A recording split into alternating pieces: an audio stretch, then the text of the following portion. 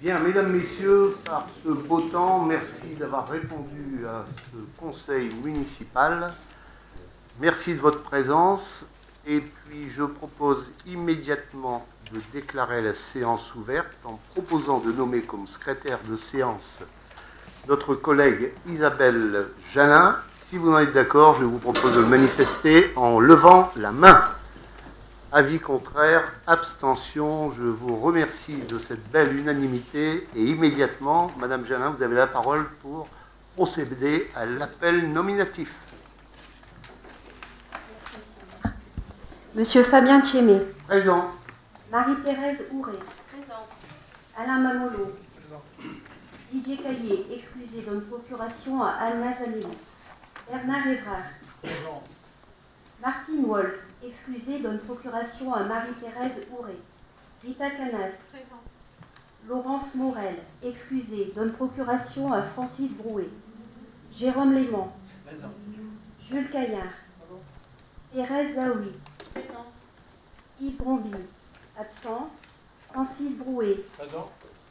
Gilles Damassard, excusé, donne procuration à Monsieur Fabien Tchémé. Chara Frifaille. Présent. Jean-Philippe Vitran. Présent. Anna Zanelli. Présent. Yves Floquet. Présent. Serge Lecadir. Présent. Sylvie Renou, excusé, donne procuration à Rita Canas. Christian Châtelain. Présent. Emmanuel Mabon. Présent. Isabelle Jalin, présente. Virginie Melki-Tétini. Samia Sidi Moussa, excusé, donne procuration à Alain Mamolo. Jeanne-Marie Binot. Présent. Patrick Lemaire. Présent. Francis Poirier. Présent. Marie-Laurence Dupont. Présent. Denis Degan. Présent. Céline Platel-Tulin, excusée, donne procuration à Jean-Noël Verfailly. Assia Constanzo Présent. et Jean-Noël Verfailly. Présent. Voilà, l'appel est terminé, monsieur le maire. Merci, Madame Jalin. Pour cette première mission, je vous invite dans le même temps à passer à l'approbation du conseil municipal, donc du 11 mars 2015. Avez-vous des remarques? Oui, Monsieur Verfailly, je vous en prie. Merci Monsieur le maire. Tout d'abord une première remarque pour vous dire que je déplore que le conseil municipal se déroule ce soir alors qu'on était tous les deux attendus au vote du budget au syndicat des transports de Valenciennois. Je pense que bon, le vote du budget aussi aurait été placé depuis longtemps, mais il n'y avait pas forcément d'urgence à faire ce conseil municipal ce soir, c'est quand même regrettable. Un autre point donc par rapport à cet ordre du jour. Par rapport à ce compte rendu, alors moi je suis un peu surpris parce que si on lit le compte rendu, il est bien exact et il est bien inscrit qu'on a voté contre la fixation des taux d'imposition et contre le budget global, alors que quand on lit l'imprimé que vous avez fait distribuer, imprimé et rédigé aux frais des contribuables marlysiens, c'est inscrit que la fixation des taux d'imposition a été votée à l'unanimité et que le budget primitif a été adopté par les membres du conseil municipal. Donc je trouve ça quand même un petit peu surprenant, sachant que ça a été diffusé dans les boîtes aux lettres le 11 mars, quelques jours avant une échéance électorale. Je trouve que c'est plus que regrettable ce genre de choses. Donc si, je vous laisse le bénéfice du doute, donc si c'est une erreur regrettable de votre part ou de la part de vos services, j'espère que ce sera mentionné très clairement dans le magazine Pleine Page, sur le site internet de la ville, et j'attends vos explications sur ça. Très bien. Très bien. D'abord, le conseil qui a lieu ce soir, c'est à partir notamment tout simplement de l'actualité qui touche à la vie et la gestion municipale qui s'imposait. Deuxièmement, nous n'avons pas les dates des organismes auxquels nous faisons partie pour notamment nous retrouver. Il y a effectivement un comité syndical important aujourd'hui qui touche au budget. Ceci étant, je ne pouvais pas, en raison des questions à l'ordre du jour, reporter ce conseil municipal. Voilà l'explication que je voulais apporter. Quant au compte-rendu du conseil municipal, d'abord, il y a cette vidéo retransmission, je pense, qui permet aux uns et aux autres de pouvoir prendre connaissance du vote des budgets et des diverses délibérations qui sont soumises à notre approbation. Et troisièmement, je verrai auprès des services à ce qu'à l'avenir, effectivement, nous puissions veiller à ce que nous puissions dans ce cas-là préciser que c'est à la quasi-unanimité que le vote ait eu lieu. Sur ce, je propose, en ce qui me concerne, d'introduire, comme le veut la tradition, eh bien, quelques éléments, avec tout d'abord, au nom de la municipalité, je voudrais présenter mes sincères condoléances à Madame Suzette Goffard et à Madame Huguette Triquet qui viennent de perdre leurs époux. Et je souhaite leur témoigner en mon nom personnel, au nom de l'ensemble de la municipalité, en ces pénibles circonstances, toute notre sympathie et leur apporter notre soutien. J'en profite également pour apporter notre soutien, nos condoléances à Madame Gilda Massard qui s'explique, en son absence s'expliquant par la disparition de sa belle-mère. Pour rappel, Jean Goffard, je me dois de dire qu'il a été élu adjoint ici même à Marly, et plus précisément aux affaires scolaires, au cours de la période 1983-1989, et que Madame Huguette Triquet était conseillère municipale de 1989 à 1995.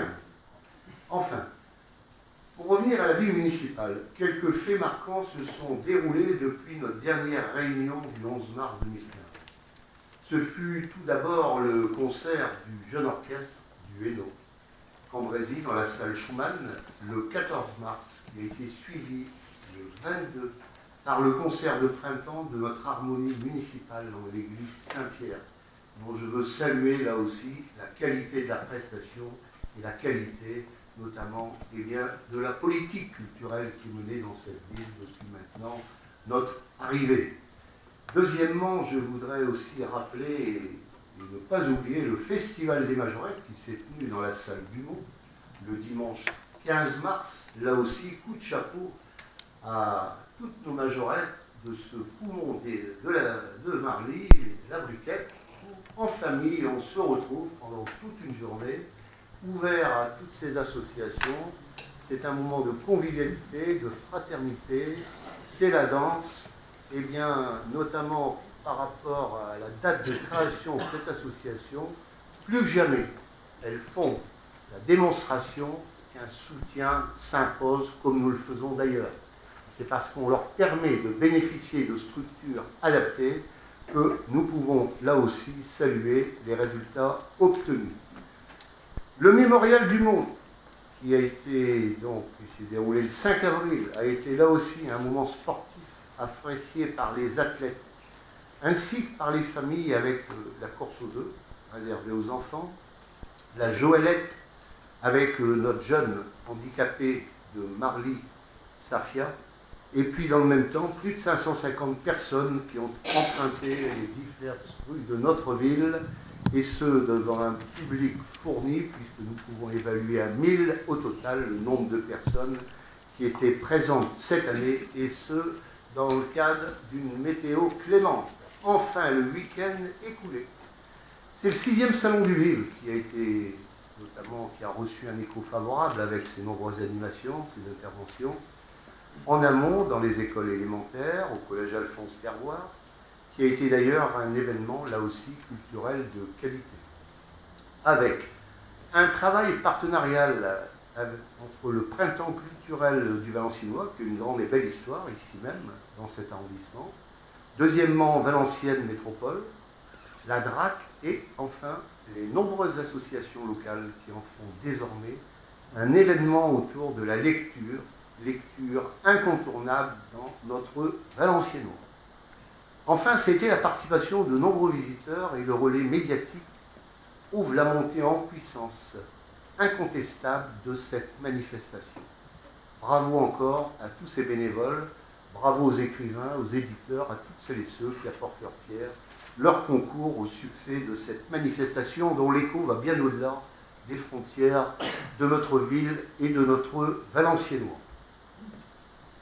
Je profite de cette occasion qui m'est donnée pour saluer dans le même temps le travail collectif, je l'ai dit, des bénévoles, mais aussi des élus concernés, les services municipaux, services techniques, services employés, qui tous ensemble, main dans la main, permettent ainsi d'organiser ces temps forts dans le cadre de la vie marlysienne.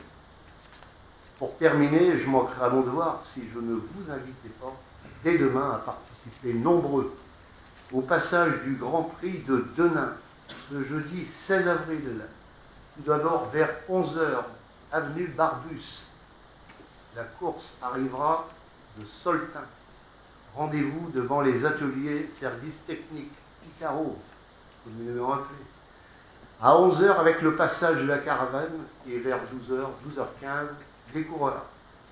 C'est un prix important qui va, et je m'en suis particulièrement satisfait, dans la mesure où cette course cycliste va traverser toute notre agglo.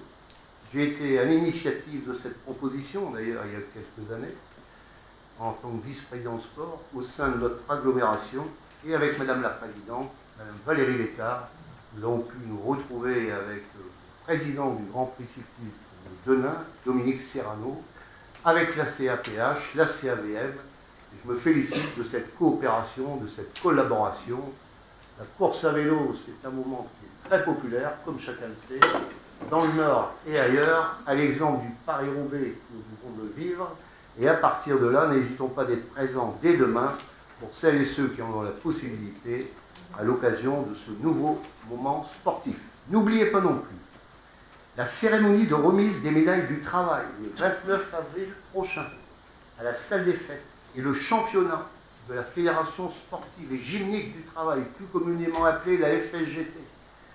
Et ce championnat de pétanque qui se tiendra le dimanche 26 avril au Boulodrome Marcel Lecadire. Ce sera l'occasion pour votre maire de rendre hommage à cette belle figure qui est le père notamment de Serge Lecadire, un de nos collègues ici présents, une belle figure de Marly, et qui a été à l'initiative notamment de la création avec bien des figures sympathiques qui ont écrit de belles pages dans le secteur des Fontinettes. Hein. Je pense à Léon Caillard, dont nous avons le fils parmi nous, Jules.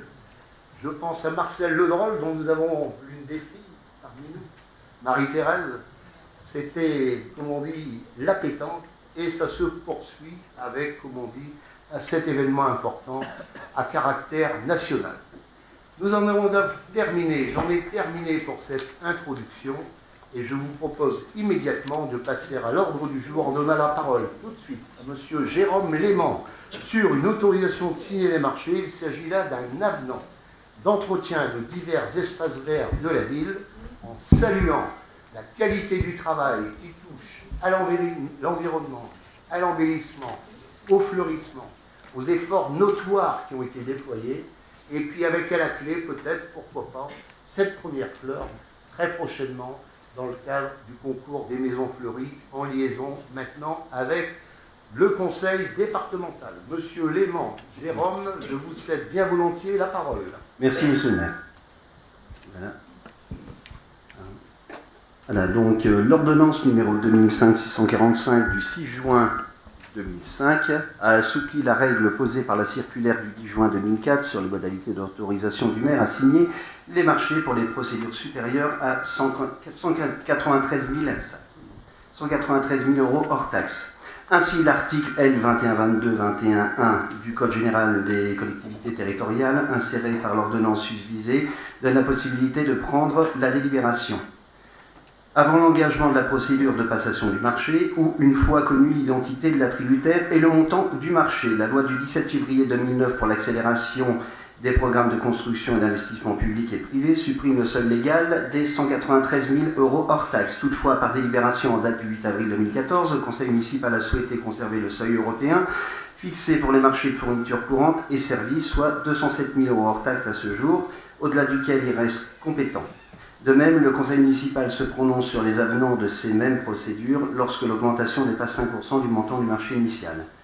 Marché d'entretien divers espaces verts de la ville. Le présent marché concerne diverses prestations d'entretien des espaces verts de la ville, notamment les tontes au quartier, les floraliers et la briquette, l'entretien des stands ainsi que des groupes scolaires. Le marché a été conclu l'année dernière pour 1 an, renouvelable 3 fois, soit 4 ans maximum.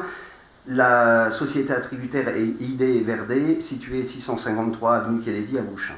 L'avenant comprend l'entretien des espaces verts sur divers secteurs de la ville, autres que les quartiers Les Floraliers et la Briquette. Il est conclu pour un montant de 37 633,44 € hors taxe maximum par an, soit 12,4% du montant initial, 303 388,09 € hors taxe maximum par an. Vu l'avis favorable de la commission d'appel d'offres réunie le 8 avril 2015, imputation 61 521 823 39, il est proposé au conseil municipal d'autoriser M. le maire ou M. Caillé adjoint aux finances, en cas d'empêchement de M. le maire, à signer l'avenant au marché d'entretien de divers espaces verts communaux et d'imputer les dépenses au compte correspondant dans la limite du budget voté. Merci, Monsieur Léman. Y a-t-il des demandes d'intervention sur ce projet de délibération? Oui, je vous en prie. Merci. Tout d'abord, pour revenir sur votre réponse concernant le compte-rendu précédent du conseil municipal qui a été distribué aux habitants, je tenais à vous dire qu'elle ne me satisfait pas du tout et que la mauvaise foi évidente m'invitera à en référer au sous-préfet pour avoir son avis sur la question. Pour revenir sur cette délibération, pour revenir, j'espère que tous les maires ne sont pas malhonnêtes de cette manière-là, ce serait quand même dommage. Je vous demanderai, Monsieur Versailles, je vous demanderai, s'il vous plaît, de faire attention aux propos que vous tenez vis-à-vis du premier magistrat. Je suis un élu honnête. Alors, je vous demande des excuses. Veillez je à vous faire demande, publier, Monsieur Versailles, à faire publier dans vos demande, documents que vous Monsieur distribuez Versailles, auprès des contribuables la vérité. Je vous et demande des cette excuses. instance qui je demande une tous suspension de ici. séance. Je suspends la séance. Je suspends la séance 5 minutes. Si on peut se voir.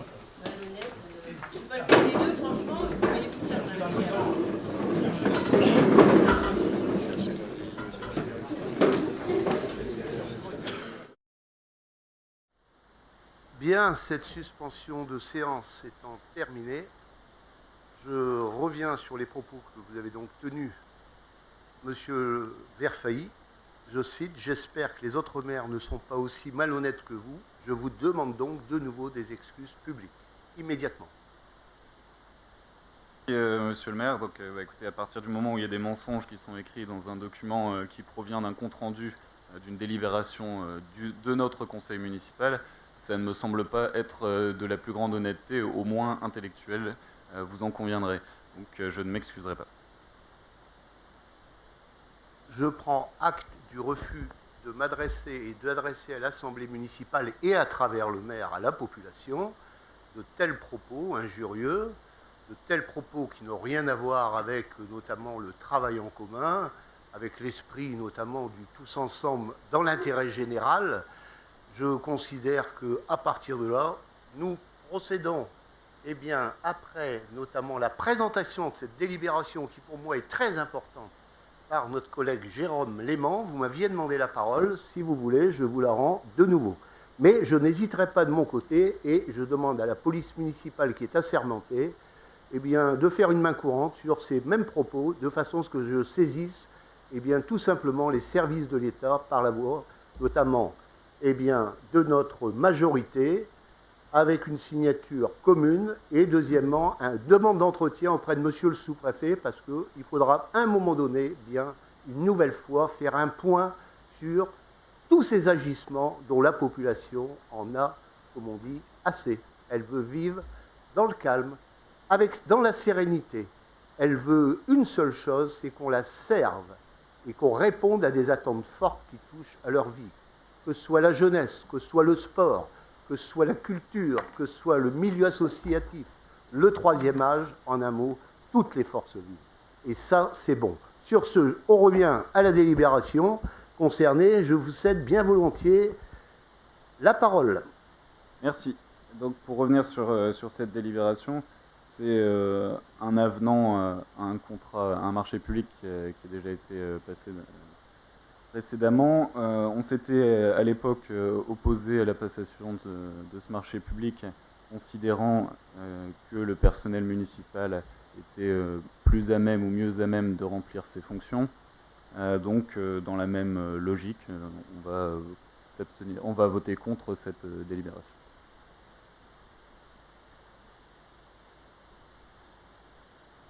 Intervention, Monsieur Jérôme Léman, à vous.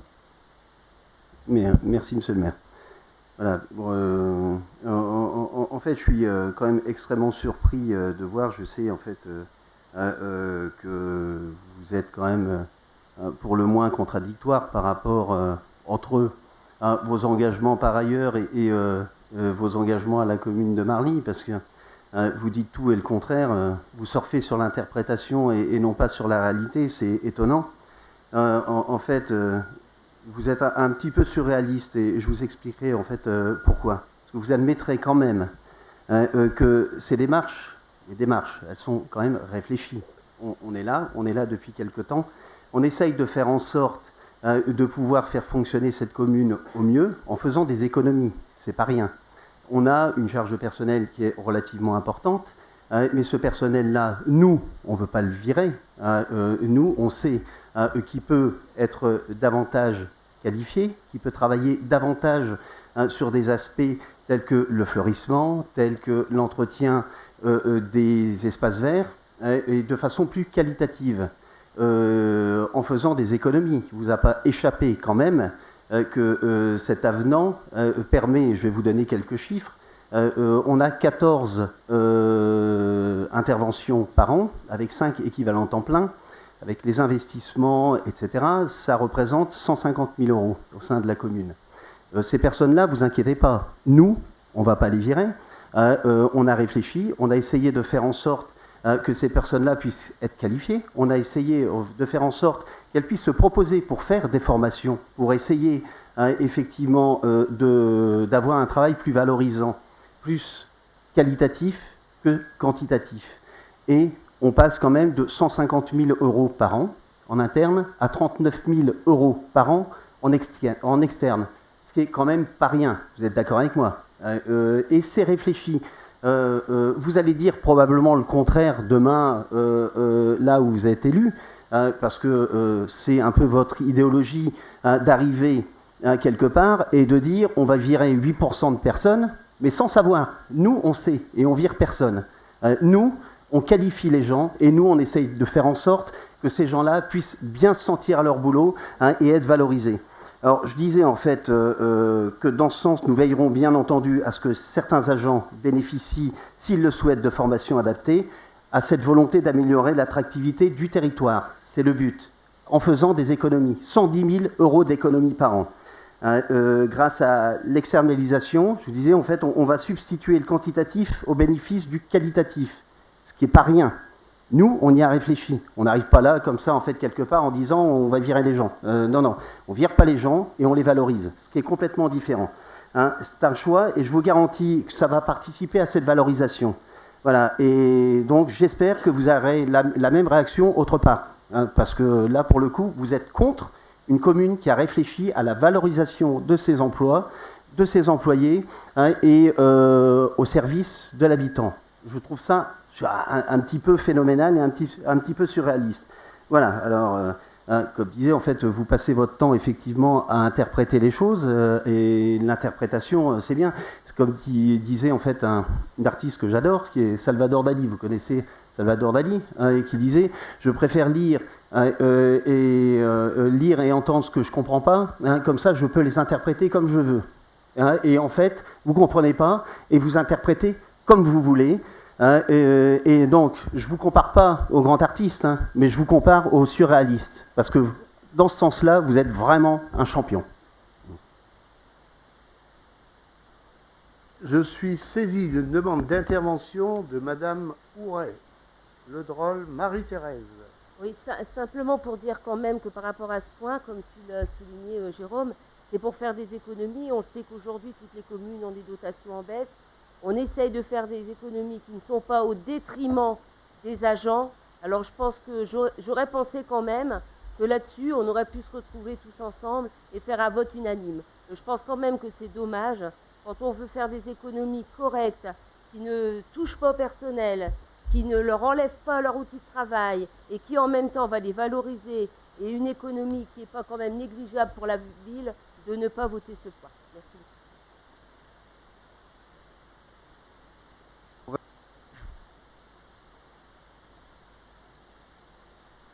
Si vous permettez, monsieur le maire.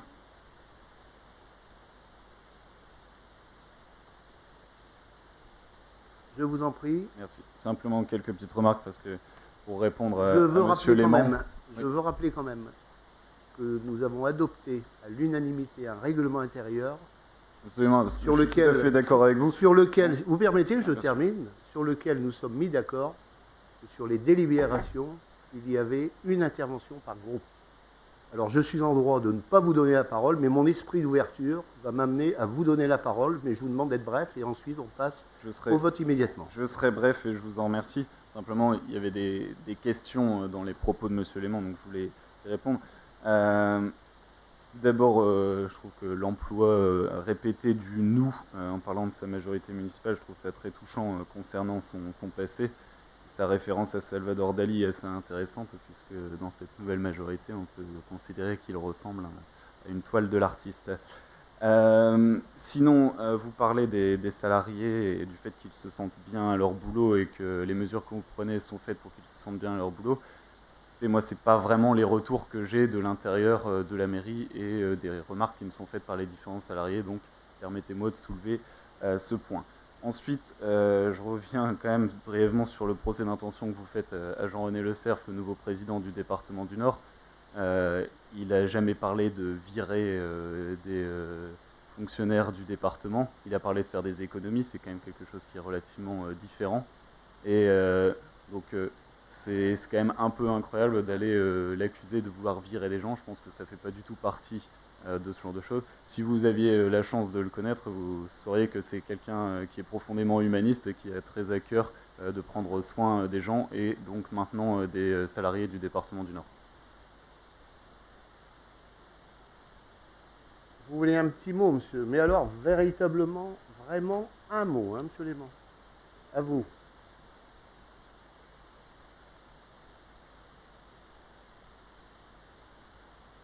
Non, celui-là marche. Oui, les deux marchent. Voilà. Déjà, comme disait monsieur le maire, vous êtes élu, que je sache, et vous êtes constructif.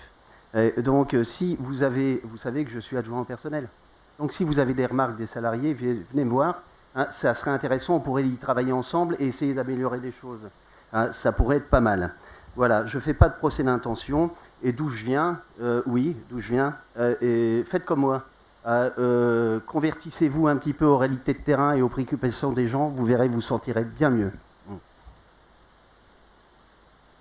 Sur ce, je voudrais conclure sur cette délibération en confirmant effectivement que réduire la masse salariale comme cela a été déclaré sur l'émission La Voix est libre, donc télévisée, ça pose beaucoup de questions. C'est une suppression de 1000 à 1500 emplois, mais j'ai pu observer que vous aviez été nommé notamment suppléant ou vice-président à la commission service public.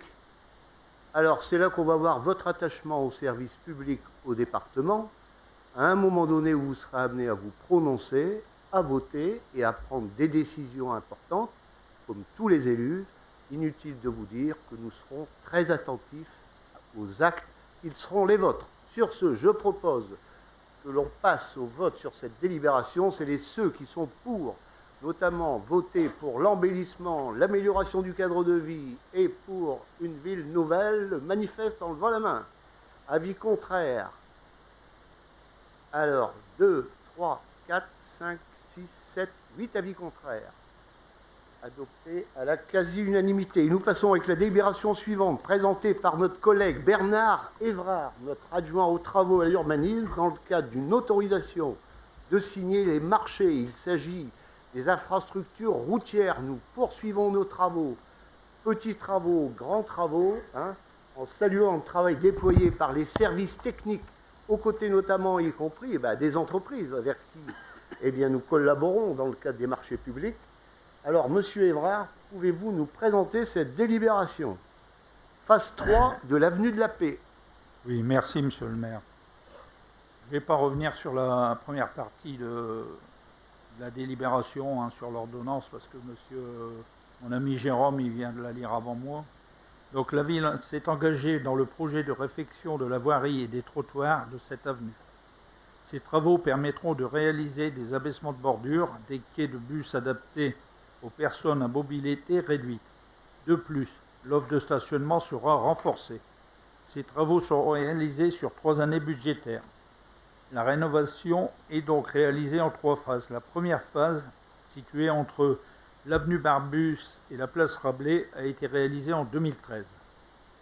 La deuxième phase, comprise entre la place Rabelais et la place Diderot, a été réalisée en 2014. Elle consista à effectuer des travaux de réfection de chaussée, de trottoirs, de bordures, à réaliser 2 quais-bus et des places de stationnement sur la place Diderot. La troisième phase concernera les travaux de réfection de chaussée, des trottoirs, de bordure de la place Diderot à l'avenue Georges Jaurès et à la réalisation d'un plateau surélevé au niveau de l'intersection de la rue Jules Guesde et de la rue Pasteur. La présente procédure concerne la troisième partie. Le marché est composé d'un lot unique. Au montant maximum estimé pour ces travaux, un marché à procédure adaptée a été lancé conformément à l'article 26 et 28 du Code des marchés publics. Le marché comprend une action d'insertion par l'économie obligatoire, emploi de personnes présentant des difficultés sociales ou professionnelles particulières pour la durée du marché. La commission technique d'appel d'offres, réunie le 8 avril 2015, a jugé économiquement la plus avantageuse l'offre de la société Sorio TP, située à Aspres, 59 198, pour un montant global de 165 861 € hors taxe, soit 199 033 20 € TTC. Le délai d'exécution des travaux est de 28 jours ouvrés, inclus la période de préparation. Imputation au 23 151 822. Il est proposé au conseil municipal d'autoriser M. le maire ou M. Caillé, adjoint en finances, en cas d'empêchement de M. le maire, à signer le marché précité, les marchés complémentaires en cas de circonstances imprévues et tout document à venir avec l'entreprise attributaire du marché repris ci-dessus. Imputer les dépenses au compte correspondant dans la limite du budget voté. Voilà, M. le maire. Merci, Monsieur Évrard. Y a-t-il des demandes d'intervention sur ce projet de délibération? Je vous en prie. Merci. Écoutez, Madame Mouret va être satisfaite, parce que si on n'a pas pu se retrouver dans l'unanimité sur la précédente délibération, on va pouvoir se retrouver sur celle-ci, qui est pour but d'embellir son quartier. Et on est très content que cette avenue de la Paix puisse se terminer. Je voudrais à ce sujet rappeler qu'il s'agit de l'une des artères principales de la ville. Dans ce quartier résident des élus tant de la majorité que de l'opposition, d'ailleurs. Non, mais attendez. Dans ce quartier résident des élus tant de la majorité que de l'opposition depuis des années.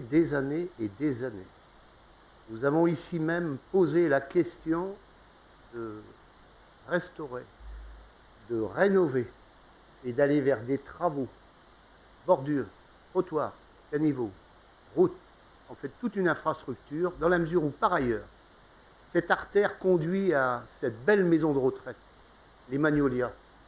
C'est là aussi avec le Petit Camin et les Fontinettes, c'est le second poumon de Marly. Et troisièmement, nous l'avons décidé et réalisé en 3 segments, à partir notamment des difficultés financières qui étaient les nôtres, mais nous avons affronté, c'était un défi à relever, on l'a relevé et je pense qu'on peut s'en féliciter. Et je compte sur notre premier adjoint, je compte d'avoir à nos côtés Monsieur le maire qui est du quartier, moi-même en tant que maire, et il me semble qu'il y a d'autres élus, Monsieur Caillard, on est tous du quartier, hein, et ben on ne fera pas ça le jour de la fête des voisins. Hein. Ceci étant, on aura l'occasion, le moment venu, je vous demande, Monsieur Évrard, eh bien qu'on puisse fêter cet événement à l'Hôte-Saint-Amand, bien sûr, hein, et ça ramènera des royalties chez mon ami Alain Bocquet, et d'autre part, ça permettra de se retrouver dans la convivialité avec nos personnes âgées, parce que beaucoup de monde va. Deuxièmement, ça nous conduit à l'école Langrand. Hein. Et puis, qu'est-ce que j'allais dire? Bravo, félicitations du point de vue des travaux de l'entreprise. C'est ce que les riverains nous ont porté à notre connaissance comme message. Et puis, dans le même temps, il y a eu les 2 abribus qui ont été réalisés. Hein, et les 2 québus. Et maintenant, j'ai saisi notre présidente du syndicat du CIPES des transports pour que, dans la mesure où c'est dans les compétences du syndicat de transport, eh bien, avoir, comme on dit, ces abribus qui sont à l'ordre du jour, mais attendus, de façon à ce que nos jeunes, nos enfants et nos familles puissent être protégés dès lors où les conditions atmosphériques sont désagréables. Alors, je pense que nous allons vers une unanimité. Je m'en félicite. Je vais voir ça immédiatement. Et ceux qui sont pour le manifeste en levant la main. Avis contraire, abstention. Que demande le peuple? Continuons sur cette voie. Délibération suivante, avec notamment M. Jules Caillard, notre adjoint à l'enseignement, qui est à ma gauche. M. Caillard va nous présenter une subvention qui rentre dans le cadre de la dotation d'équipement des territoires. Il s'agit du remplacement, du revêtement de sol amianté à l'école Nelson Mandela. Au passage, nous venons de réaliser au cours des 6 années plus d'1 500 000 € de travaux dans nos écoles, avec en premier lieu le désamiantage de toutes les toitures. Il y a exactement 11 écoles. Monsieur Caillard, avec plaisir, je vous cède la parole. Merci, monsieur le maire. La ville souhaite remplacer le revêtement de sol amianté à l'étage de l'école primaire Nelson Mandela, dont les dalles sont aujourd'hui dégradées ou décollées, risque de chute ou de trébuchement. Les travaux comprennent la dépose des dalles amiantées, l'enlèvement de la colle amiantée et la pose d'un revêtement de sol PVC en lait après la réalisation d'un agréage. Le montant estimé des travaux est de 74 922,95 € hors taxe pour les 4 classes, le bureau, le couloir, le palier et les sanitaires de l'étage. La réalisation des travaux est prévue courant les vacances scolaires de juillet-août 2015. Sachant qu'au titre de la DETR, dotation d'équipement des territoires ruraux, la ville peut solliciter un financement pour ce projet. Il est proposé au conseil municipal d'approuver le projet ci-dessus, d'autoriser monsieur le maire à solliciter une subvention au titre de la dotation d'équipement des territoires ruraux 2015 et d'approuver le plan de financement joint en annexe.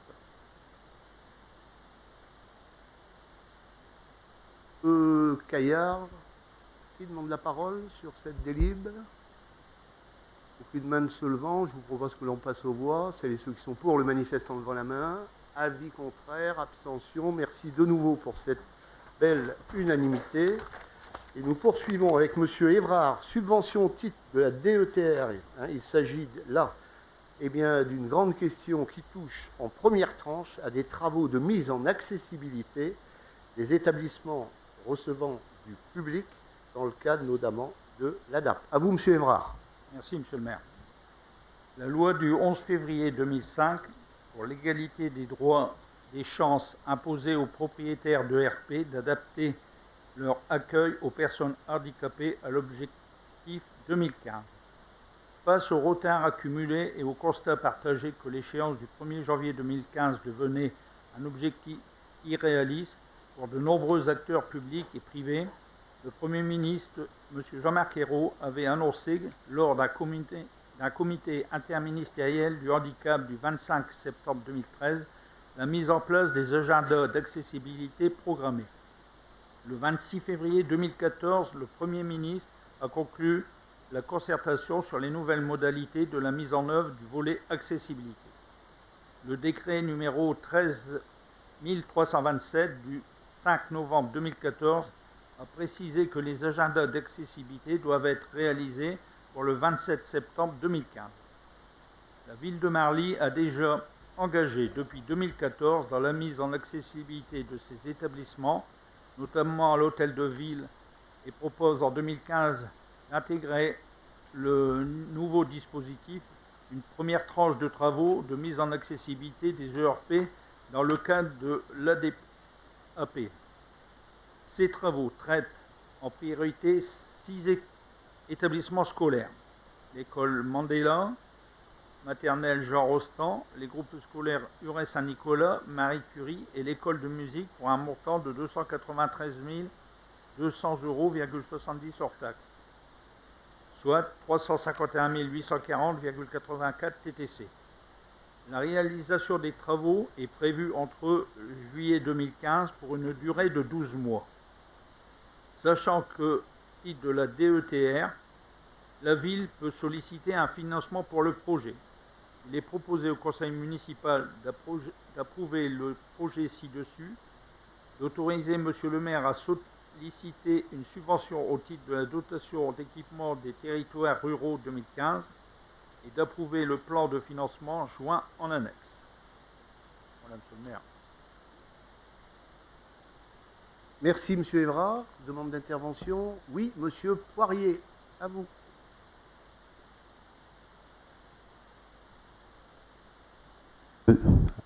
Merci, Monsieur le maire. D'abord, en préambule, je voulais vous remercier pour la réponse écrite à ma question qui avait été posée en conseil municipal du 11 mars dernier, qui était relative aux conventions d'honoraires de prestations juridiques. Je constate que vous mettez même les montants des années antérieures, jusque 2013, sauf que vous précisez que l'année 2014 est anormalement, je dirais, plus importante, mais je n'ai pas les montants, mais je souligne que, comme vous l'indiquez en conclusion, qu'il y a possibilité de consulter le registre pour avoir par opération les montants et puis ce qu'il y a dedans, je viendrai le consulter. Voilà. Revenant à cet objet des travaux de la commission accessibilité, pour ce qui me concerne, je trouve que cette commission d'accessibilité travaille dans de bonnes dispositions, avec de bonnes réflexions, avec une présence autour des élus, de la société civile, en particulier des associations de personnes handicapées. On ne peut que s'en féliciter. Tout du moins, au niveau de ce qui est financier, la dernière commission d'accessibilité qui fixera ce qu'on appelle la rédaction de l'ADAP sera le 2 juin. Je vois qu'il y a déjà un certain montant qui est mis. J'aimerais avoir, je dirais, le détail par opération de ce qui va être prévu. Parce que, bon, voilà, je pense que ça peut paraître essentiel. Et en particulier, bon, voilà, de voir un petit peu si on va s'occuper peut-être des portes des sanitaires, mais sans les sanitaires. Enfin, voilà, il faudrait qu'on ait un petit peu le détail pour qu'on sache un peu où on va. Ça, c'est un premier point. Deuxième point, je me disais que la commission est en train de réfléchir, donc sans obérer des conclusions qui seront remises et puis de la rédaction de l'ADAP, qui sera déposée en préfecture. Je dirais que les réflexions, et justement c'est pour ça que j'ai besoin de précision, au niveau des écoles par exemple, et bon, il y a le projet de dire, bah voilà, plutôt que de mettre des ascenseurs à toutes les écoles, de faire l'accessibilité à chaque étage, le choix pourrait être fait de retenir une école et qui soit équipée totalement. Ainsi, on ferait des économies sur les autres écoles. Sur l'école de musique, c'est pareil. Il y a un local qui est en inter-niveau, qui sert, qui sert pas grand-chose, qui sert, mais si on déplace ce local et qu'on laisse par exemple ce local femme de ménage, ça veut dire qu'on résout l'accessibilité d'un bureau supplémentaire et on peut recevoir les personnes aussi en rez-de-chaussée de cette école de musique, plus une rampe d'accès, enfin bref, on évite encore un ascenseur, donc on peut que se féliciter de cela, et moi j'avais fait un petit peu comme ça une cote mal taillée, j'étais arrivé à peu près déjà à des gains de 300 000 €, je pense qu'on peut raisonnablement avoir une ambition de dire on pourrait baisser ce qui était prévu de 500 000 €, parce que j'ajouterais également que les décrets et les normes ont changé pour l'accessibilité dans les bâtiments existants, et en l'occurrence, elles permettent aujourd'hui d'avoir des largeurs de portes moins larges que ce qui était prévu avant le 1er janvier, ce qui fait qu'on aura un certain nombre de portes dans les bâtiments existants qu'on n'aura pas besoin de changer. C'est pour ça qu'on peut ambitionner, je dirais, peut-être au final gagner 500 000 €, et je pense que, comme disait M. Le Mans tout à l'heure, en faire des économies, eh ben, on a tout à gagner. Puis finalement, 500 000 €, ça représente pratiquement, au dernier débat budgétaire, on avait parlé d'un emprunt de 500 000 €, si on peut l'éviter, ben, c'est pas plus mal. Voilà.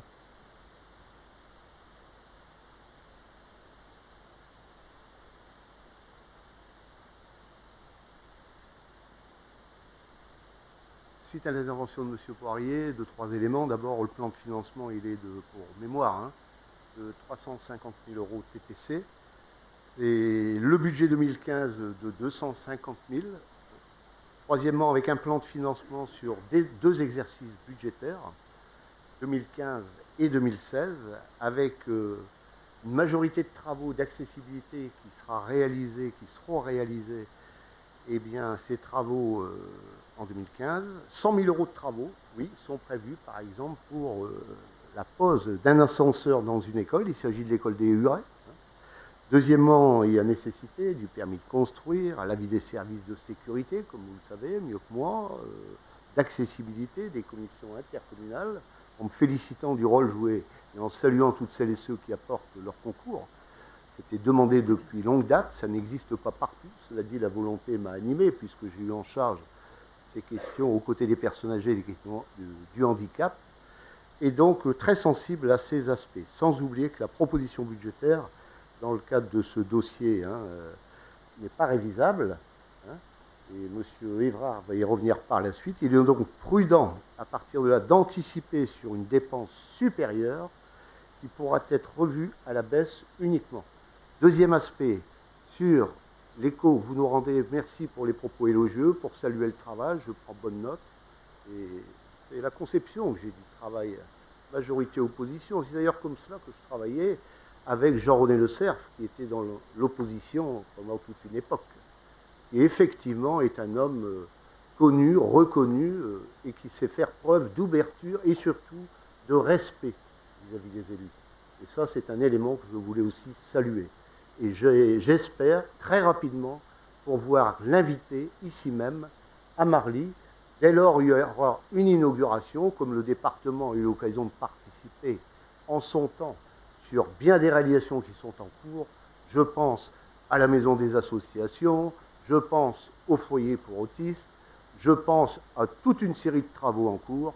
Ce sera l'occasion de se retrouver, puisque nous avons des valeurs communes, bien souvent on l'a évoqué, qui touchent à la résistance, à la libération. Lui, comme moi étant du Valenciennois, ce sera l'occasion de se retrouver dans un moment, comme on dit, de sympathie, ici même à Marly. Deuxième aspect, peut-être, M. Évrard, avez-vous quelques éléments de réflexion sur ces questions par rapport aux 500 000 euros? Vous comprendrez bien, M. Poirier, que je mets un bémol. Je suis, comme tous ces élus, toujours prudent quand on me dit vous pouvez faire autant d'économies. Comme ça, Thomas, je crois ce que je vois et ce qui est possible. On vit actuellement avec des institutions qui sont confrontées à la crise financière. On est plus actuellement dans le cadre de baisse de dotation de toutes les institutions, plutôt qu'à des dotations qui soient en hausse. C'est la vie, je le regrette profondément. Je rappelle qu'on aura 300 000 euros en moins de l'État pour cet exercice présent.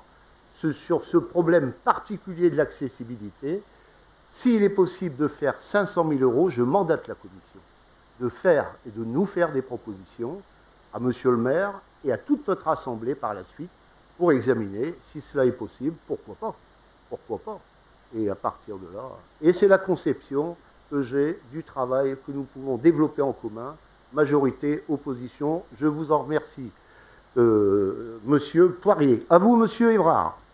Oui, merci, Monsieur le maire. Monsieur Poirier, je suis un peu surpris de votre question parce que pas plus tard que hier, on en avait parlé et on vous avait déjà apporté des éléments quand on a fait la commission de... Ah, ça n'a pas été écrit, mais attendez, on vous l'a bien dit.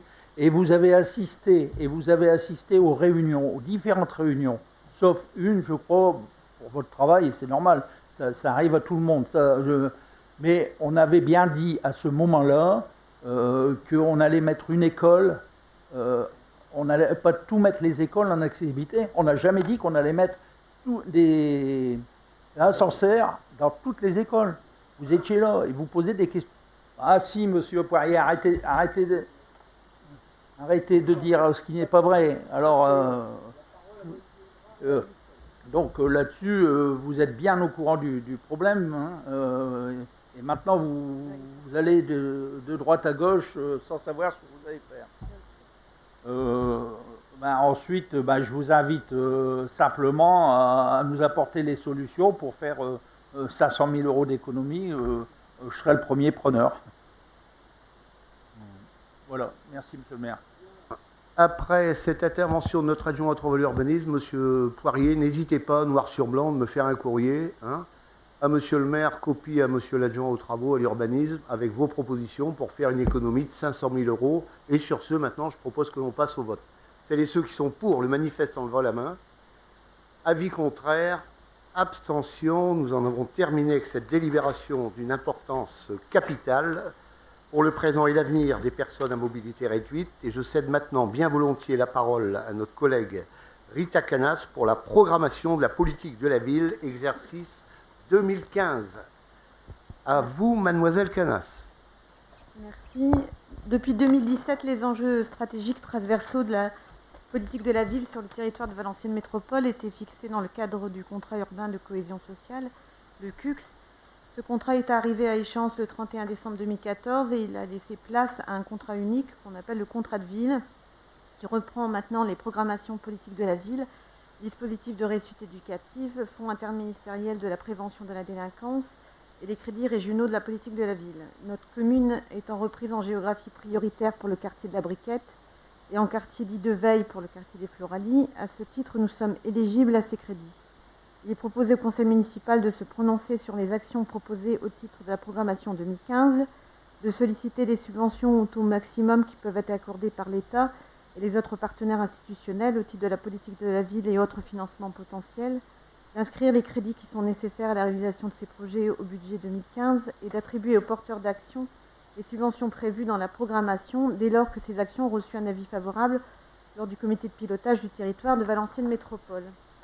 Donc à la délibération qui vous est proposée, il est annexé un tableau reprenant l'ensemble des actions qui sont présentées, 2 pour les centres sociaux, 1 pour la Briquette et 1 pour les Floralies, une action pour les Floralies.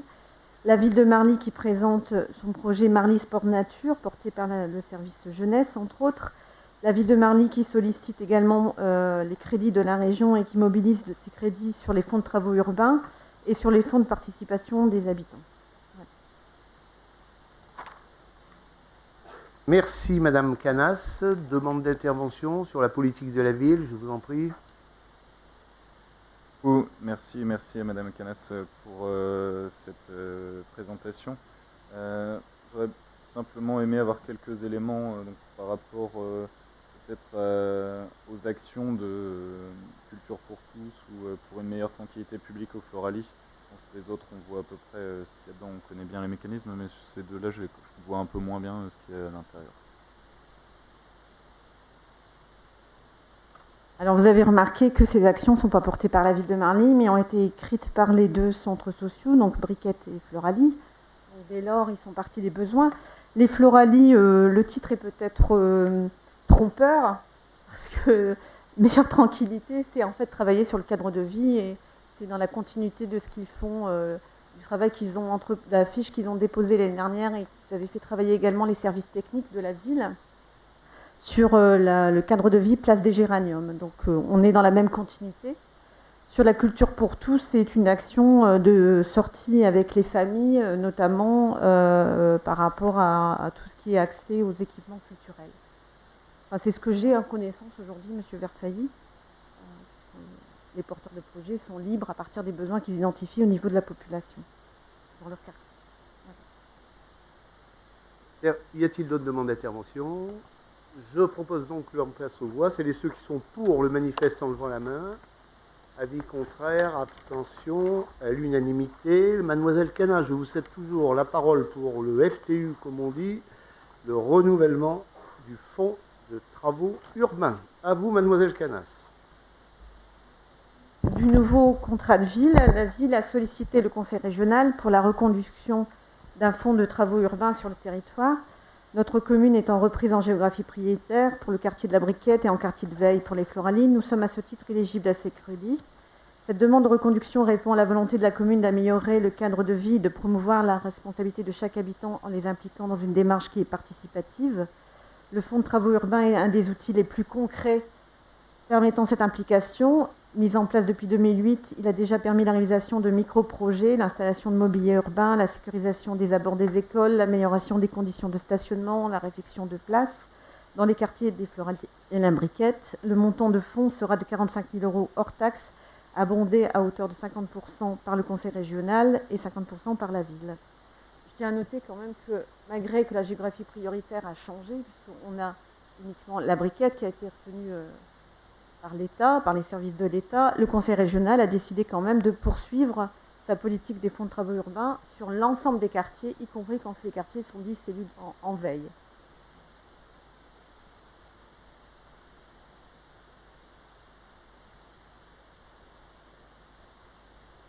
Merci, mademoiselle Canas. Y a-t-il des demandes d'intervention? Oui, je vous en prie. Merci. Simplement pour m'associer aux propos de madame Canas et se féliciter de la possibilité d'avoir ce fonds de travaux urbains qui permet d'avoir des travaux concrets pour la ville et puis en diminuant quasiment le coût de 50% si on considère la part ville.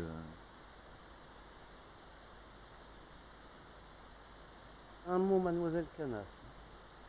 Seulement un mot, parce que je pense qu'il y a peut-être une mauvaise compréhension. Les fonds de travaux urbains ne se substituent pas à la ville. On n'intervient jamais sur des travaux de la ville. Ce qui revient de la ville, c'est à elle de le faire. Et les fonds de travaux urbains, il y a M. Degan qui participe aux fonds de travaux urbains. Il y a toujours un débat où on se dit est-ce que c'est les services techniques qui sont présents d'ailleurs dans la commission. C'est des montants qui ne dépassent pas les 700 €. Et donc, c'est des petits travaux qui sont décidés par les habitants. Et la ville veille, outre à ce qu'il y ait des élus, les services techniques, qu'il y ait des habitants du quartier des Floralies et de la Briquette et du milieu associatif qui soient présents. Et on ne fait jamais des travaux qui devraient être faits par la ville de Marly. Donc, on n'a pas fait d'économie, puisque quand même, la ville, elle s'engage à hauteur de 22 500 €.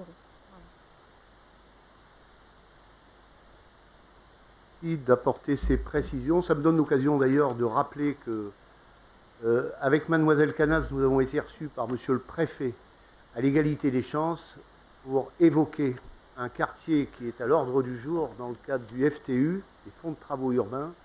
C'est l'ANRU 2, en liaison avec le contrat de plan État-Région. Initiative à laquelle je tiens à remercier publiquement d'avoir accepté d'être des nôtres et de nous accompagner, Madame la Présidente de notre CAVM, Valérie Létard. Et en ce sens, j'ai tenu, je viens de recevoir récemment un courrier de Monsieur Patrick Caner, qui est donc ministre chargé de la politique de la ville, de la jeunesse, des sports et des associations, confirmant son engagement aux côtés de la ville de Marly pour faire en sorte que nous puissions nous retrouver dans le cadre plus communément appelé du CPER, ce prochain contrat de plan État-Région, étant bien entendu que dans le cadre de ce contrat de plan État-Région, il nous a été dit à plusieurs reprises par monsieur le préfet à l'égalité des chances qu'il prendrait en compte les décisions prises par l'ANRU sur le plan national. Nous bénéficions ici même dans cette région d'un atout, c'est que Mme Valérie Létard est membre du bureau national de l'ANRU. À partir de là, en aucun cas, telle ou telle région peut tout simplement remettre en cause les décisions de l'ANRU. Ça veut dire que la balle est actuellement, vous m'avez bien compris, dans les mains de l'ANRU, qui nationalement doit se réunir très prochainement, et qu'à partir de là, j'aurai aussi un entretien avec le président du conseil régional, un ami de longue date, Daniel Percheron. Nous sommes actuellement en échange pour mettre nos agendas respectifs, comme on dit, en accord, accompagné par mademoiselle Canas, qui a cette politique et cette question en main, pour faire en sorte que nous puissions avancer sur ce dossier qui est urgent. En remerciant tous les services, notamment qui ont déjà apporté leur concours. Mais maintenant, nous voulons franchir une étape nouvelle, comme je l'ai rappelé d'ailleurs au dernier et au récent conseil communautaire, où j'aurais souhaité vous voir, M. Verfailly. Comme quoi, on ne peut pas toujours être présent dans toutes les assemblées, mais je pense que vous aviez vos propres raisons, étant, comme moi, mandaté dans diverses assemblées. Et j'ai eu l'occasion, dans le cadre notamment du dernier conseil communautaire, de rappeler avec force que je me félicitais que les villes de Valenciennes, Chasse-Royale, 2, Anzin, 3, Condé, 4, Denain aient été éligibles à la rue 2 et que je regrettais tout simplement, au nom de la population, que Marly ait été laissé de côté, alors qu'il y avait un dossier élaboré en commun. Chasse-Royale était commun à celui de la Briquette. Il y avait donc, comme on dit, un même paquet de cadeaux. Je dois vous avouer que je suis toujours à m'interroger sur les raisons qui ont fait que, ceci étant, il n'y a que les combats qu'on ne mène pas, qu'on ne gagne pas, nous allons poursuivre, et dans le même temps, j'ai tenu à intervenir, je veux dire, dans les formes qui conviennent au sein de cette Assemblée, et je remercie de nouveau le fait que toute notre Assemblée communautaire est aux côtés de Marly, et notamment Jean-Marcel Vandamme, qui est le vice-président en charge de ces questions, pour faire avancer ce dossier. Et là aussi, comme Saint-Thomas, je crois ce que je vois. Alors, pas une minute à perdre, Marly doit être entendue, écoutée, nous sommes, nous, partie prenante, et à partir de là, prêts, disons, à enclencher une nouvelle étape dans le cadre de la rénovation de la Briquette. Dommage que dans le passé, mon successeur n'ait pas, comme on dit, répondu favorablement, mon prédécesseur n'ait pas répondu favorablement, notamment à la proposition de Jean-Louis Borloo.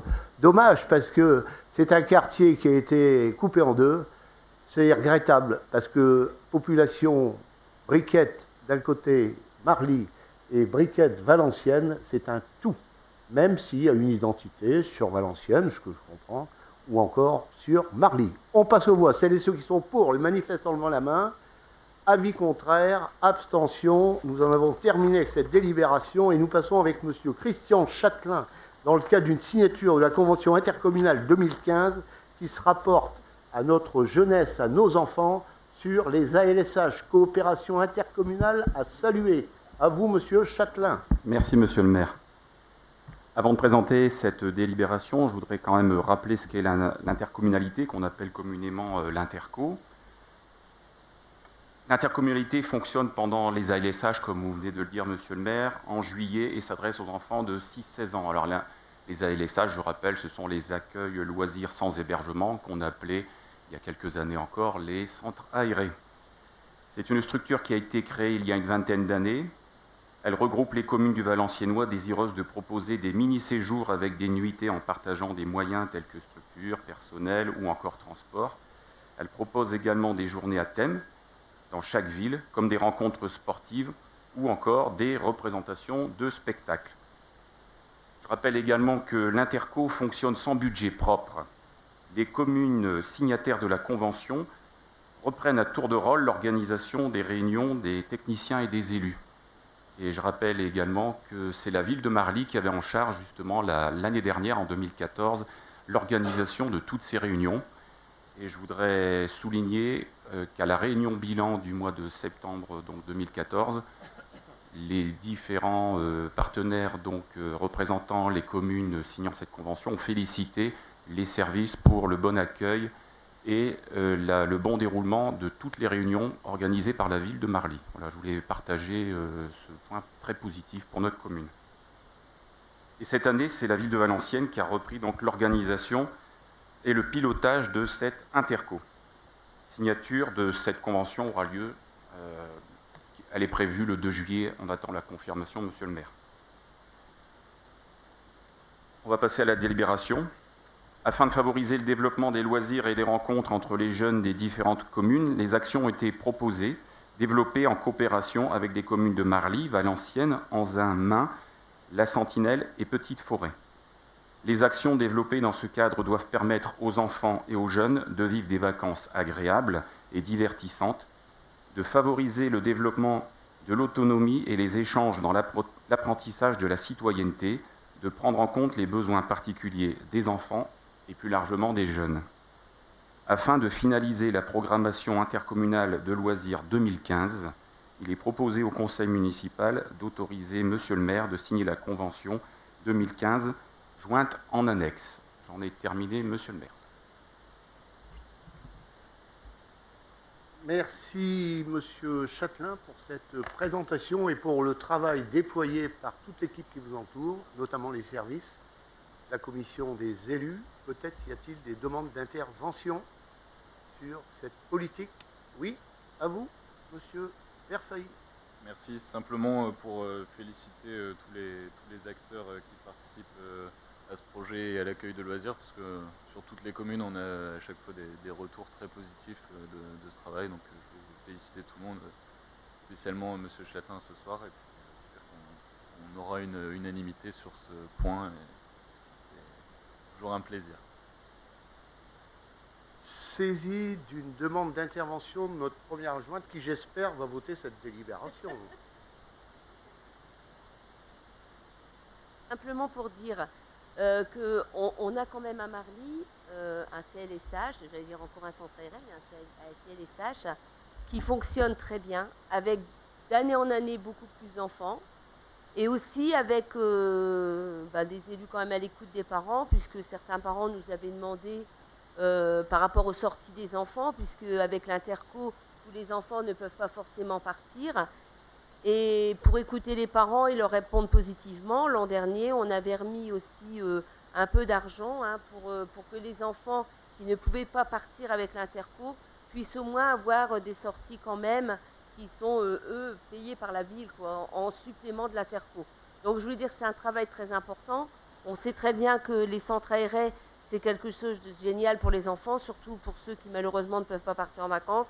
Alors moi, je voudrais aussi féliciter tout le travail qui est mené et à l'interco et aussi dans les services de notre municipalité et surtout avec les animateurs pour que nos enfants et nos petits-enfants puissent passer des moments agréables au centre aéré. Pour ces propos élogieux, allons de l'avant, c'est l'avenir, l'enfance, la jeunesse, des questions importantes. Comme le rappelait d'ailleurs Madame Le Droll, tout le monde n'a pas le droit aux vacances. Et là, il y a des moments, comme on dit, merveilleux. Hein, c'est le bord de mer, ce sont les classes vertes, sans oublier les grands jets. Quand ils reviennent, entre nous, on a des enfants heureux. On est une ville qui, depuis des années, a mené cette politique, elle date de décennies, aller à la neige et avec les classes scolaires. Cette année, M. Mamolo, il y a eu plus de monde que d'habitude encore, parce qu'on a une tarification qui est abordable. Alors, bravo, et on passe au vote. Quels sont ceux qui sont pour le manifeste en levant la main? Avis contraire, abstention, à l'unanimité. Et nous passons maintenant avec M. Alain Mamolo sur un sujet qui est celui du second tournoi de football, le tournoi Léon Demenay.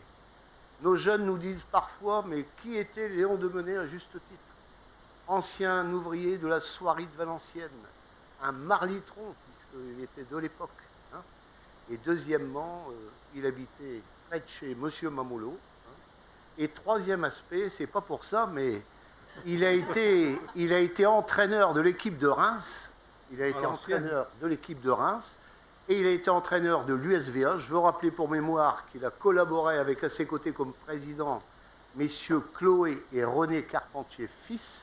C'est l'époque où d'ailleurs Jean-Pierre Papin a émergé. Il le rappelait dernièrement dans une interview de La Voix du Nord. Un moment merveilleux, hein, Jean-Pierre Papin. Et puis Léon Demenay, René Carpentier. Et puis dans le même temps, monsieur Chloé, Alain Chloé. C'était une belle famille. C'était l'époque où l'argent ne coulait pas à flot pour les footeurs. C'était l'époque où c'était difficile. Donc, la deuxième édition, il y avait un monde merveilleux l'an dernier pour celles et ceux qui ont participé. Et puis, ce sont les petits. On est en famille. C'est le sport et c'est le sport de masse. Et ça, je pense que c'est une question importante. Monsieur Mamolo, vous allez nous présenter cette demande de subvention exceptionnelle pour l'Union sportive municipale de Marly. Merci, monsieur le maire. Et j'espère qu'il y aura l'unanimité. La municipalité a été sollicitée par le club US Marly Football afin d'obtenir une subvention exceptionnelle de 3 000 € pour le tournoi de football Léon Demenay. Alors, qu'est-ce que c'est, le tournoi Léon Demenay? Donc, il aura lieu le 24 et le 25 mai. Prochain, donc week-end de la Pentecôte. Hein.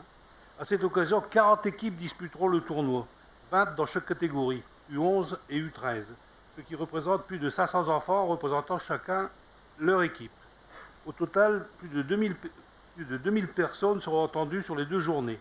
Encadrement bénévole public. C'est un tournoi les équipes qui participent viennent de la France, du Nord, Pas-de-Calais, la région parisienne, de Belgique, Wallonie et Flandre, et peut-être cette année une équipe d'Ukraine. Ils sont en train de négocier l'organisation et le voyage pour les faire venir. C'est pas facile. Alors la subvention exceptionnelle demandée par l'US Marly permettra d'accueillir dans de bonnes conditions les équipes participantes, de financer une partie des repas des équipes engagées, de subvenir aux charges inhérentes à l'organisation d'un tournoi, frais d'arbitrage, achat matériel, ballon, et de récompenser les participants, coupes et médailles. Le budget prévisionnel, il se monte à 13 840 €. Donc, si on prend, disons, ce qui coûte le plus cher, hein, que ce soit les repas, les hébergements, donc les repas, il y a à peu près 1380 repas à servir, qui représentent un budget de 5 880 et un repas à 4,24 €. C'est pas excessif. Hein. Ensuite, il y a l'hébergement. L'hébergement 1960, ce qui fait que uniquement ces 2 postes-là, c'est 7 840 €. Ensuite vient la publicité, la location de matériel, cantine, matériel, sonorisation, achat, donc achat alimentaire, boisson. Il faut savoir que si le club organise un tournoi, c'est pour faire des bénéfices, hein, c'est pour faire de rentrer de l'argent et d'augmenter leur capacité financière. Donc ils ne pourront, au vu de ce bilan financier, ils ne pourront que faire, disons, du bénéfice sur les boissons. Hein. Le restant, c'est à perte. Voilà, en gros. Et il y a les frais d'arbitrage et les récompenses. Voilà. Donc au niveau des recettes, les inscriptions, c'est 720 €. Le forfait, c'est 4200 €. Chacun paye une participation, hein, les équipes. Le FPH, c'est 1000 € et le club de la ville de Marly, c'est 3000 €. Voilà. Il n'y a rien d'excessif dans cette subvention exceptionnelle. Sur cette proposition de deuxième édition du tournoi Léon Demené, proposition de subvention de 3000 €, je vous cède la parole pour celles et ceux qui souhaitent apporter leur contribution dans le débat. Oui, monsieur Verfailly. Merci beaucoup. Je remercie monsieur Mamolo pour sa délibération et sa présentation exhaustive. Et il me semble que l'année dernière, sur le même sujet, on avait demandé des précisions, on avait été un petit peu déçus. Et il me semble qu'on s'était abstenu sur l'organisation de ce même tournoi. La présentation d'une telle qualité ce soir nous a convaincus de voter pour cette délibération. Donc c'est avec un grand plaisir qu'on votera pour l'organisation de ce tournoi qui va accueillir autant de jeunes sur la commune. Je pense que c'est important de faire, comme vous l'avez rappelé monsieur le maire, des efforts envers le sport de masse, et je pense que c'est pas bien tout ce qui a été fait ces derniers jours et ces dernières semaines autour de l'instrumentalisation de ma prise de parole lors du dernier conseil municipal sur la subvention au club de football de l'US Marly, parce que si on regarde les budgets, clairement on peut honnêtement se poser des questions sur le budget. Moi j'ai regardé un petit peu du coup ce qui se passait sur les clubs de football du district de l'Escaut, dans les équipes qui jouent à un niveau égal ou supérieur à l'équipe 1 de l'USM, et la plupart ont des budgets qui sont largement inférieurs, donc ça paraissait pas non plus délirant de s'interroger sur la manière dont était répartie cette subvention. Donc, et je pense que si vous nous fournissez autant de précisions sur le détail des 47 000 € de la subvention de l'USM, peut-être qu'on pourra se retrouver également l'année prochaine lors de du vote de cette subvention. Je vous remercie, monsieur Malo.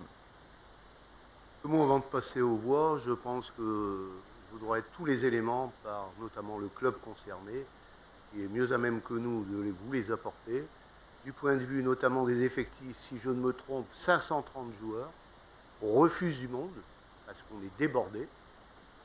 Deuxièmement, il y a des listes d'attente, je m'excuse, mais c'est la réalité.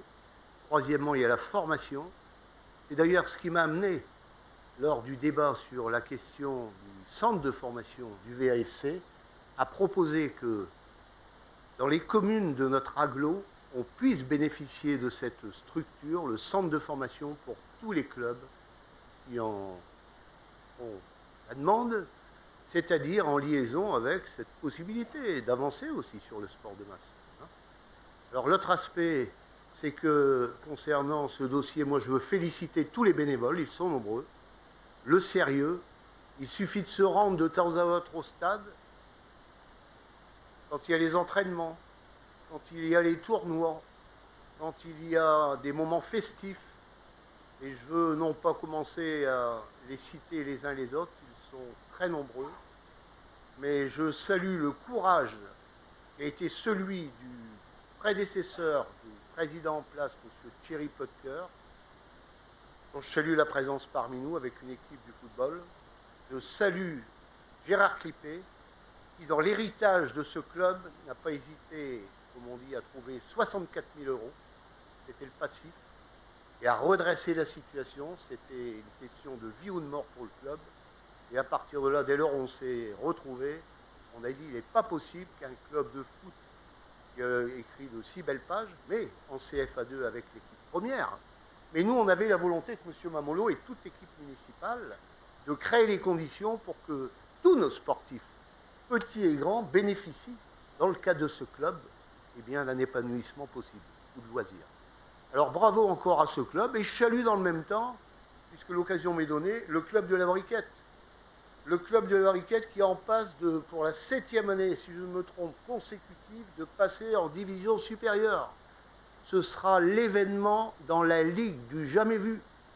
Alors comme quoi, on a des défauts, mais on a aussi, je pense, des qualités du point de vue du soutien. Je pense du soutien aux manifestations.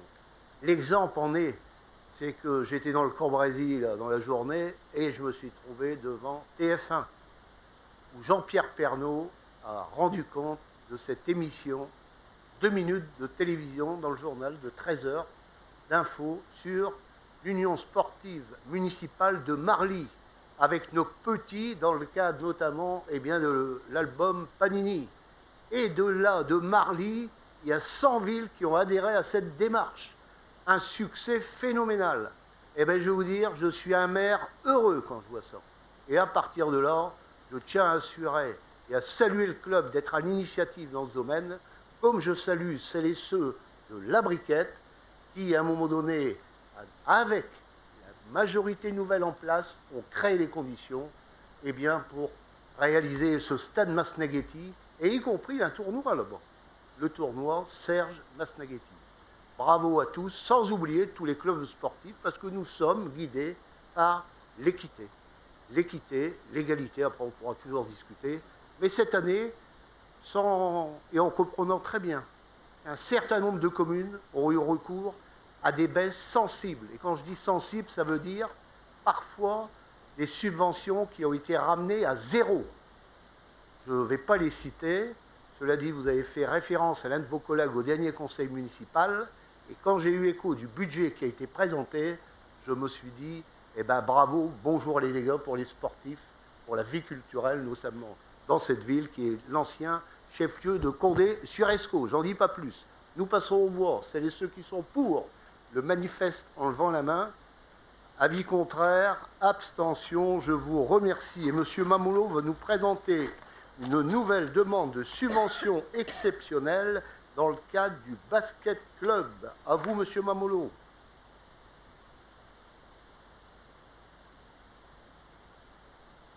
Alors, la municipalité a été sollicitée par l'association Basket Club de Marly afin d'obtenir une subvention exceptionnelle de 1 000 € dans le cadre de l'organisation de 4 tournois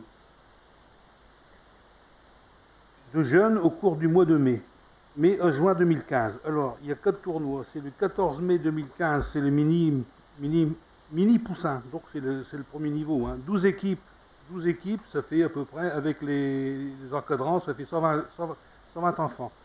Le 17 mai, Benjamin, c'est 8 équipes, avec des encadrants, ça fait 80 enfants. Le 14 juin, c'est les poussins, 8 équipes, 80 enfants, avec des encadrants. Et le 21 juin, tournoi 3x3, je ne sais pas. Pour une première fois, nous attendons une vingtaine d'équipes, soit 60 adolescents. Là aussi, s'ils veulent mettre un peu de beurre dans les épinards, ils sont obligés d'organiser des tournois. Donc ça fait 250 € par tournoi. Hein. Il faut savoir qu'ils offrent les repas. Un sandwich, une boisson, un paquet de chips, un fruit et un gâteau. Donc le coût d'un repas est évolué environ à 3,50 €. Hein. Multiplié par 360 enfants et encadrants, c'est ce qui monte à 1190 €. Donc c'est pas là-dessus qu'ils feront des bénéfices, quoi. Donc ça justifie là aussi une subvention de 250 € par tournoi.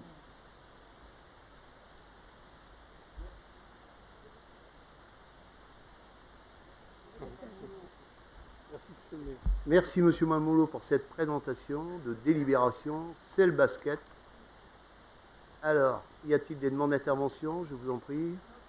Je voulais à nouveau remercier M. Mamolo pour la clarté de ses explications. J'espère que ça va devenir une habitude sur l'ensemble de ces délibérations. C'est un vrai bonheur de pouvoir constater à quel point nos associations sportives sont dynamiques, que ce soit le football ou le basket. Et donc c'est avec plaisir qu'on votera également cette délibération.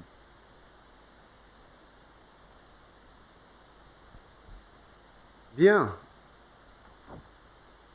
Eh bien, merci pour cette confiance et ces propos élogieux. Et nous passons au vote.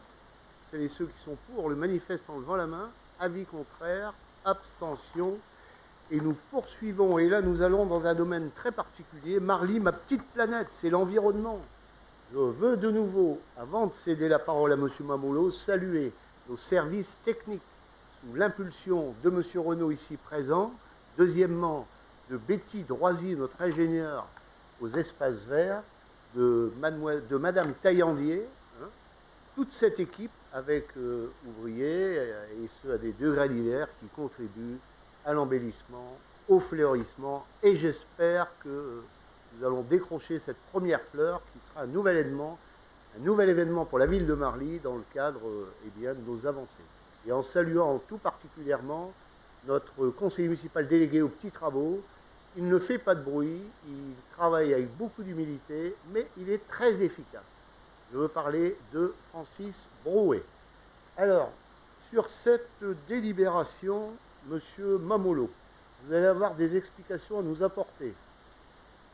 On vous fait confiance, vous connaissez le sujet. Hein. Ouais. Merci, Monsieur le maire.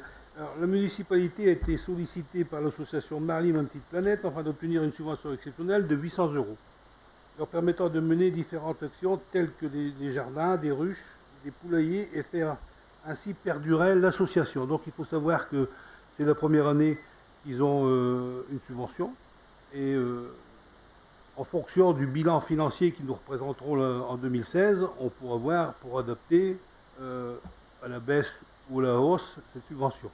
Voilà. Donc, les actions, hein, poursuivre l'aménagement du jardin naturel partagé, qui est au Floralie, organisation d'événements pédagogiques et festifs, installation de ruches, formation des personnes qui doivent s'occuper de ces ruches, hein, parce que pour s'occuper d'abeilles, il vaut mieux être formé, hein, sinon on risque... Hein. Participation au marché de Noël, augmentation de la bourse aux plantes et trocs. Tous les ans, ils font une bourse de plantes et de trocs qui amène un certain public, et apprécié. Hein. Alors, et création de projets légalinettes. Vous savez qu'en ce moment-ci, il y a un thème qui est, disons, à la mode, c'est que les particuliers puissent, pour éviter les déchets, installer des poulaillers avec une ou deux poules, plutôt que de mettre dans les poubelles les déchets alimentaires, les donner aux poules. Donc c'est dans l'air du temps.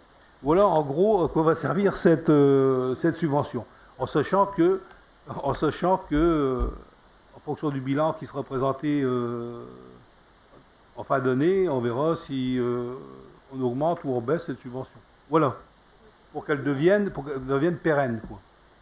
Bien, bien. Jusqu'à présent, je veux immédiatement saluer le travail qui a été fait par notre collègue et amie Janine Lecaille, qui a été à l'initiative des projets innovants ça a été rappelé par M. Mamoulot. Et ce travail se poursuit maintenant sous la responsabilité de Jérôme Léman. Et ça aussi, je m'en félicite parce qu'il aurait pu y avoir une rupture. Et ce n'est pas le cas. Et donc, à partir de là, je pense qu'on va se retrouver. C'est la première fois qu'on nous demande une subvention. Alors, je vais vous dire, en tant que maire, avec notre adjoint aux finances, hein, on était toujours heureux de travailler avec Janine, parce que Janine, comme on dit, elle se débrouillait avec les moyens du bord. Hein. Elle faisait de grandes et belles choses. Et c'est la première fois, je le répète, qu'elle demande que l'association Marly, ma petite planète, demande une subvention. Alors, à partir de là, il a été proposé par le bureau municipal une subvention exceptionnelle de 800 €. Et je vous invite qu'on puisse se retrouver. Excusez-moi, demande d'intervention. Je vous en prie, Monsieur Verfailly. Merci, Monsieur le maire. Ne vous inquiétez pas, on va pouvoir se retrouver sur cette délibération. D'ailleurs, le travail effectué est exemplaire et très utile pour la commune. Et vous voyez que je ne serai pas vindicatif avec votre ancienne élue qui avait par ailleurs été fortement déplaisante avec moi, et je ne lui en veux pas du tout. Et quand elle fait du bon travail dans l'intérêt de la ville, on lui reconnaît ce mérite, et donc on se retrouvera tous sur cette délibération. Alors, en ce qui me concerne, je voudrais saluer mon ami d'enfance, mon ami de jeunesse, puis tous les deux, on a plusieurs points communs. On est originaire de Fresnes-sur-Escaut. Là, on a découvert le charbon dans les années 1720. Deuxièmement, on a eu l'occasion, entre frères et sœurs, de se retrouver, d'être amis pendant notre jeunesse. Et puis, troisièmement, on s'est retrouvés ici même à Marly. Je veux saluer l'initiative et l'esprit d'initiative de Janine. Après, chacun a sa personnalité, mais elle n'a pas la possibilité de répondre, donc je me permets de dire deux mots. Je veux saluer, moi, l'esprit responsable et le respect dont elle a toujours fait preuve vis-à-vis notamment de toutes celles et ceux qui composent cette ville et bien au-delà. C'est une dame, une grande dame, respectée, qui connaît son sujet. Elle a voulu s'occuper de ses petits-enfants. C'est un choix de vie, et là-dessus, il n'y a pas de discussion à avoir. Mais on a maintenant, à ses côtés, un jeune premier à travers Jérôme Léman. Alors, je vous rassure, nous allons poursuivre tous ensemble, eh bien, sur cette lancée. Et puis, il me revient donc à vous remercier pour conclure sur cette délibération. Et je propose de voter, eh bien, de votre confiance. Celles et ceux qui sont pour le manifeste en levant la main, avis contraire, abstention. Je vous invite à signer les registres de délibération, à être présent au Grand Prix de Denain. Vive Marly et vive le Nord!